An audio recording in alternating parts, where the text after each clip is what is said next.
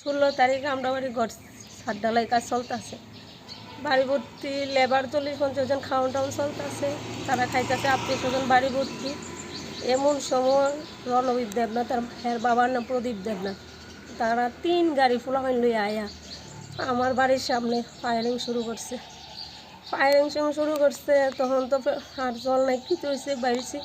হ্যাঁ কইতাছে সন্ধ্যা 6টার মধ্যে রণবীর দেবনাথ, সন্ধ্যা 6টার মধ্যে হ্যাঁ 12 লক্ষ টাকা দিতাম, আর নাইলে আমরা বাঁচতে পারতাম না। এই কথা কয়ে এসে না তখন অপরাধ কিতা লিগে 12 লক্ষ টাকা দিতাম। তখন হ্যাঁ কইতেছে, কারণ আমার ছেলে আমার ছেলে সরকারি কন্ট্রাক্টর, মেয়ে কাস্টম অফিসার, এটিও আমার অপরাধ। টাকা না দিলে আমরা বাঁচতে পারতাম না, থাকতে পারতাম না।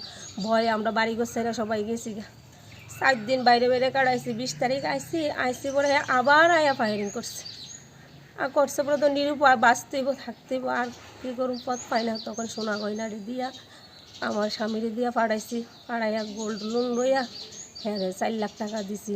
তারপর রণবীর দেবনাথ একটা ছেলেরে পাঠাইছে পরিমল সরকার নামে, পাঠাইছে পরে হ্যাঁ টিভিএস শোরুমের সামনে টাকাটা আয়া লইয়া গেছে পরে দিয়ে তো ভাবছি যাই হোক তবু তো থাকতে পারুম, বাঁচতে পারুম।